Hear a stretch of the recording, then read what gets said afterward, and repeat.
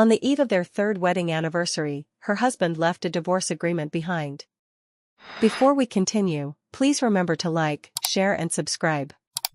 The clock on the wall ticked softly, its rhythm the only sound echoing through the quiet apartment. Dim lights cast long shadows across the hardwood floor, and on the dining table, a meal for two sat untouched, still warm, but forgotten. A single candle flickered, its light dancing over the wine glasses and neatly folded napkins, giving the room an air of artificial celebration. May stepped through the door, her shoulders sagging from a long day at work. She paused in the entryway, slipping off her shoes with a sigh. Her eyes lifted toward the soft glow coming from the dining area, and for a brief moment, hope stirred in her chest. Had Jian remembered? She walked closer, her heart quickening. The sight of the table set for two, the faint smell of her favorite dish in the air, it was almost enough to believe he had planned something. But then she noticed it. A crisp white envelope placed neatly on her dinner plate. Her name was scrawled on it in Jian's handwriting. No card. No flowers. Just that. With careful fingers, she picked it up and opened it. Her eyes scanned the first line, and the breath caught in her throat. Divorce agreement. She read it again, slower this time, as if disbelief could change the words. At the bottom of the last page, Jian's signature stared back at her, decisive, deliberate. There was no note accompanying it. No explanation. No apology. Only the cold formality of legal language and the silence of a man who had already left. Her gaze lifted toward the wall, where their wedding photo hung above the couch. She had always loved that photo. Jian's arms wrapped around her, both of them smiling at the future they thought they had. Now, it seemed like a cruel joke. The smile on his face looked distant, unfamiliar. She sat down slowly, her eyes never leaving the pages. Her fingers trembled, not from heartbreak, but from the finality of it all. The air felt heavier, as though the apartment itself was mourning with her. For a moment, she simply stared, frozen in place. Then, without a word, she reached for a pen. There were no tears. No dramatic collapse. Just a quiet resolve settling over her like a second skin. She signed her name at the bottom of the document with a steady hand. If Jian had chosen someone else, his first love, then so be it. She would not beg. She would not fight. Love could not be forced, and she refused to be a placeholder in someone else's story. She closed the envelope, smoothed its edges, and set it back down on the plate, exactly where she had found it. Standing, she cast one last look around the room. This had been her home. Their home. Now, it was simply a space filled with memories and silence. Without another glance at the photo on the wall, May walked down the hall, her footsteps quiet, her heart heavier than ever. Tomorrow, their anniversary. Tonight, the end. The early morning sun filtered through a gentle mist, casting a soft golden light over the neighborhood. Birds chirped lazily as May made her way up the familiar stone path to Grandma Lin's house, a small basket of groceries nestled in the crook of her arm. Her steps were light but purposeful, and though her heart still carried the ache of recent days, her visit today, like every weekend for the past 3 years, was one she wouldn't miss, not even now. Despite the signed divorce papers tucked away in a drawer at home, May still came. Not out of obligation, but out of affection. Grandma Lin had been more than family by marriage, she had been a constant source of warmth, wisdom, and comfort. And now, more than ever, May felt she owed her presence. The old woman greeted her with a bright smile from the porch, her silver hair caught in a loose bun, eyes sparkling despite the weariness in her frame. "You didn't have to come, child," she said gently. "I wanted to," May replied, helping her inside. "I brought your favorite tea." Soon, the two of them sat in the small backyard garden, nestled beneath the shade of a flowering plum tree. The air smelled of jasmine and morning dew. May poured the tea carefully into delicate cups, watching as Grandma Lin took small, contented sips. They chatted softly about everything and nothing, about the neighbor's new cat, the stubborn tomatoes in the garden, old memories. May smiled, but her mind wandered. She didn't speak of Jian. Neither did Grandma Lin. The silence between them on that subject said more than words ever could. Suddenly, without warning, Grandma Lin's cup slipped from her fingers, shattering on the stone patio. Her body convulsed briefly, then crumpled forward in her chair. "Grandma!" May cried, springing to her feet. She rushed to her side, lowering her gently to the ground. The older woman was pale, her breath shallow and irregular. Panic surged through May's veins. She fumbled for her phone and called for an ambulance, her voice shaking. Without hesitation, she dropped to her knees and began chest compressions. Her hands moved in steady rhythm, counting under her breath, her eyes wide with fear and determination. Sweat trickled down her brow. Neighbors peeked over fences, some running over, a few dialing emergency services again. But May remained focused, refusing to stop, refusing to let go. The sound of sirens pierced the stillness of the morning. Paramedics rushed in, taking over with swift efficiency. May backed away, her hands stained, chest heaving.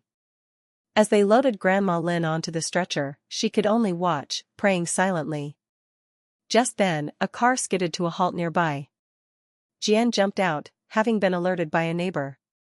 His eyes found May first, kneeling on the grass, hands shaking, face stricken with worry. For a moment, the chaos faded.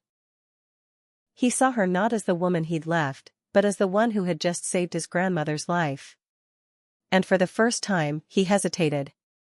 The sterile white walls of the hospital waiting room buzzed with quiet tension, punctuated only by the occasional shuffle of nurses' shoes and the distant beep of machines. May sat on a stiff plastic chair in the corner, her jacket loosely draped over her shoulders. Her clothes still bore faint smudges from earlier. The dirt-stained knees of her jeans, the dried tea along her sleeve, and the faint scent of antiseptic clinging to her skin. Her hands were clasped in her lap, fingers entwined tightly, but her expression was calm. Tired, but calm. Time passed in slow, aching increments. May didn't check her phone. She didn't pace. She simply waited. Footsteps echoed down the corridor. Jian appeared at the far end, his pace hesitant, almost reluctant. He spotted her immediately, his eyes darting across her tired form. He hadn't expected to find her still here. For a moment, he simply watched the woman who had saved his grandmother's life hours earlier. The woman who, not long ago, had signed away their marriage without so much as a tear. He approached quietly, his voice low. "You didn't have to stay." May looked up at him, her gaze steady, devoid of anger or blame. "She's still my family," she replied softly. The simplicity of her words struck him. Jian opened his mouth to speak again, but no words came. He glanced away, running a hand through his hair. The weight of everything, his choices, the divorce, the other woman, pressed on him all at once, but May didn't look at him with judgment. Only with quiet resolve. The doors down the hall swung open, and a doctor stepped out. Jian and May both stood, moving in unison toward him. "She's stable," the doctor said. "She's resting now." The quick CPR made a big difference. Whoever responded first did an excellent job. May gave a small nod. Jian looked at her again, this time with something deeper in his expression, something unspoken. Gratitude, perhaps. Or regret. Maybe both. "She can have visitors," the doctor added. "But only one at a time for now." May motioned toward Jian. "You go," she said, already stepping back. Jian took a breath, caught in the echo of all the words he hadn't said. "May." He began, but the rest of the sentence faltered. What could he say? "Thank you? I'm sorry?" He wasn't sure any of it would be enough. May looked at him patiently, but her eyes no longer searched his for answers. She nodded once, a silent acceptance of the moment, and then turned, walking slowly down the corridor in the opposite direction. Jian stood there, watching her disappear around the corner, her figure swallowed by the sterile brightness of the hospital hall. For the first time, he didn't see May as the woman he was walking away from, he saw the woman he never truly understood. And in that quiet realization, he was left standing alone, surrounded by what-ifs. Night had fallen by the time Jian unlocked the door to his apartment. The familiar creak of the hinges echoed unnaturally loud in the silence. He stepped inside, flicking on the light. The soft glow spilled across the room, revealing a space that felt colder, emptier than ever before. Without May, the apartment no longer felt like home, it was just four walls and memories. Jian loosened his tie and walked toward the liquor cabinet, his footsteps slow and heavy. He poured himself a glass of whiskey and took a long sip, the burn doing little to warm the hollow in his chest. His eyes drifted around the living room. Everything looked the same, yet felt completely different. May's soft touches. The cushions she'd chosen, the little ceramic planter on the windowsill, the blanket always draped over the arm of the couch, remained in place, but her presence was gone. He wandered from room to room, each corner holding pieces of their past. In the kitchen, he remembered her humming while she cooked. In the hallway, the spot where she used to fold laundry, laughing at his mismatched socks. The entryway where she'd wait for him when he was running late, keys in hand, wearing that quiet smile. He ended up in the study, where a single photo frame lay face down on the desk. He picked it up. Their wedding photo. They stood beneath a canopy of cherry blossoms, May's hand in his, eyes turned up to him with a softness he hadn't truly seen before. Not until now. Her gaze was full of love, not loud or showy, but deep and unwavering. And he had never noticed. Or perhaps he had, and just hadn't let himself believe someone could love him that way. The glass in his hand trembled slightly as he set it down. He sank into the chair, staring at the photo in silence. Across town, in a much smaller space, May sat cross-legged on the floor of her studio apartment. She had just finished unpacking her things. The place was modest, the furniture mismatched, but it was hers.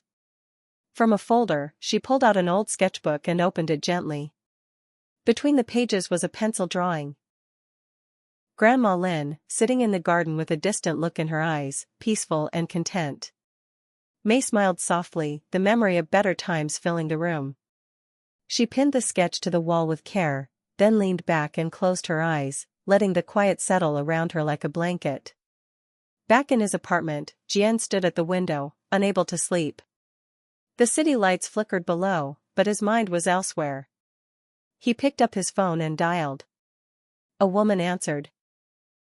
His first love, the one he thought he wanted. "I can't meet tomorrow," he said quietly. I need time." There was a pause on the other end. He didn't wait for a reply. He ended the call and stood still, the silence closing in once more. The next day, Jian visits May's office under the pretense of returning something she left behind. She thanks him, but her demeanor is distant. He hesitates, trying to say something meaningful, but the words fail. May receives a call. Grandma Lin wants to see her. Jian offers to drive. At the hospital, Grandma Lin watches them with knowing eyes. She holds May's hand and tells her she's the best thing that ever happened to Jian. May smiles sadly, not ready to believe it. On the way home, Jian tries again to talk, but May stops him.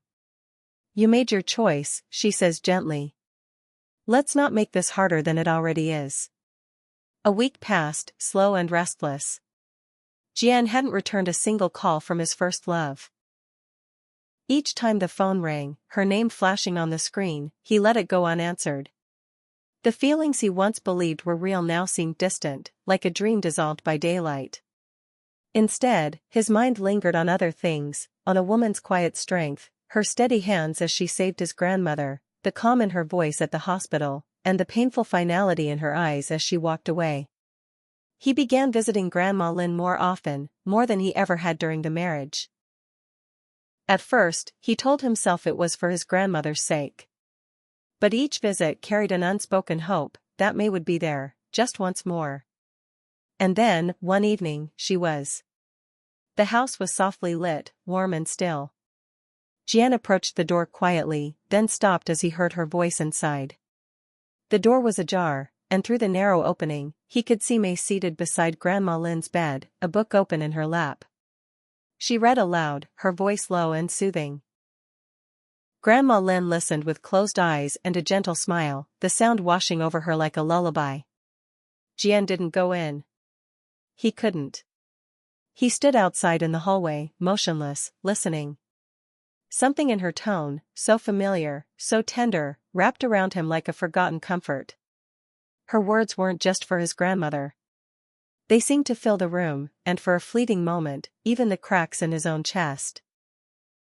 Eventually, May closed the book and kissed Grandma Lin's forehead before gathering her things. Jian stepped back as she exited, quietly pulling the door behind her. She didn't notice him at first. Outside, dusk had fallen, and with it, a soft drizzle began to coat the pavement. May opened her umbrella and began walking toward the street. He followed. They walked in silence for a block, the only sound the soft patter of rain against the concrete. Jian had no umbrella, but he didn't seem to care. May, sensing his presence beside her, finally slowed her steps. He stopped first. "I was a fool," Jian said, his voice low, almost swallowed by the rain. May turned slightly, her eyes meeting his under the dim glow of a street light. Her face was unreadable. "You were in love with someone else," she said quietly. "I was just filling a space." He shook his head. "No. That's what I told myself. But I didn't know what love was, not really, not until I saw you walk away. Until I realized what it meant to lose something that never asked to be chosen, only to be seen." The rain thickened, falling harder now, soaking through Jian's clothes. But he didn't move. Neither did she. They stood there in the downpour, suspended between everything they had lost and everything that might still be possible. The silence between them was no longer empty. The weekend air was crisp with the first signs of early spring.